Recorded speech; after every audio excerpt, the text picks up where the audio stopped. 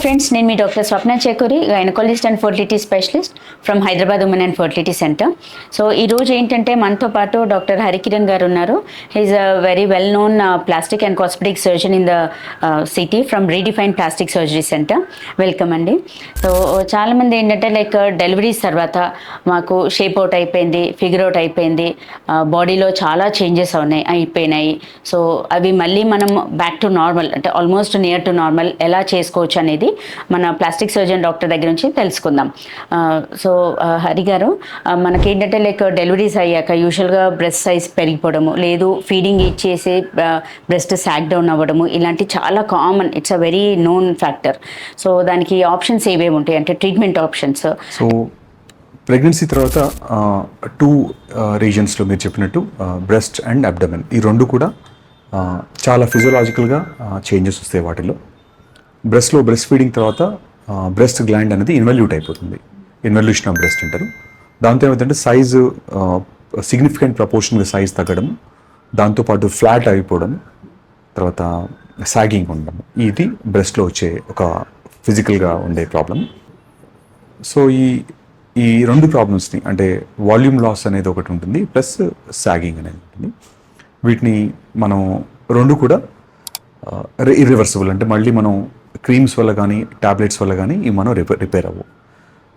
So మనం ఎవరైనా ఈ వాల్యూమ్ ఫిక్స్ చేయాలంటే will look at two things.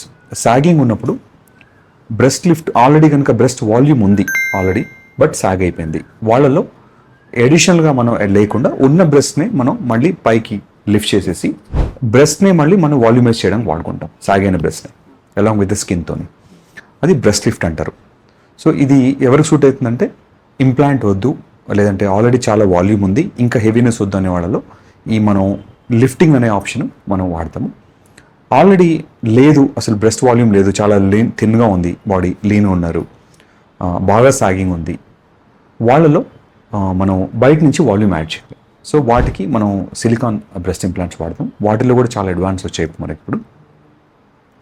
అది వద్దని వాళ్ళలో మనం కొన్నిసార్లు బాడీ ఫ్యాట్ కనుక ఉంటే మనం ఫ్యాట్ని రిప్లేస్మెంట్కి వాడుకోవచ్చు. బట్ మోస్ట్ ఆఫ్ ద కండిషన్స్లో గుడ్ సిచ్యువేషన్కి మనకు ఐడియల్ రిజల్ట్స్ రావాలంటే మాత్రం ఇంప్లాంట్ని మించి మనకు results Rao. Best is implant. వాటిలో ఇంప్లాంట్తో పాటు బ్రెస్ట్ లిఫ్ట్ చేస్తాం. ఎవరికైతే సాగింగ్ లేకుండా ఓన్లీ వాల్యూమ్ లాస్ ఉంది, ఫ్లాట్ చెస్ట్ ఉంది, సాగింగ్ లేదు, వాళ్ళలో మియర్ ఇంప్లాంట్, ఓన్లీ ఇంప్లాంట్ సర్జరీతోని మనం మళ్ళీ ఆ ప్రీవియస్ వాల్యూమ్ని మనం మళ్ళీ తీసుకురాగలుగుతాం.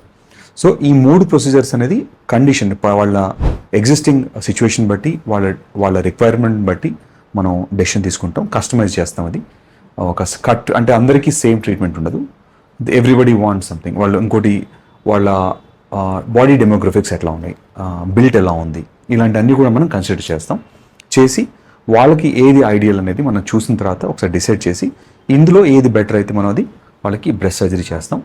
ఈ సర్జరీస్ అన్నీ కూడా, ఈ 3 సర్జరీస్ కూడా డే కేర్ ప్రొసీజర్స్, అంటే చేసి మనం వెంటనే వెళ్ళిపోవచ్చు.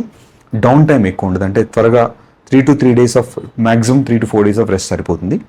4-5 daysలో వాళ్ళు మళ్ళీ బ్యాక్ టు వర్క్కి మళ్ళీ వాళ్ళు రెజ్యూమ్ చేసుకోవచ్చు, వర్కింగ్ ఉమెన్ అయినా కూడా. సో పెయిన్ కూడా చాలా మినిమల్గా ఉంటుంది. సో ఎనీవన్ అంటే ఈ ప్రొసీజర్ చేయించుకునే వాళ్ళు అనుకునే వాళ్ళకి భయపడాల్సిన అవసరం లేదు.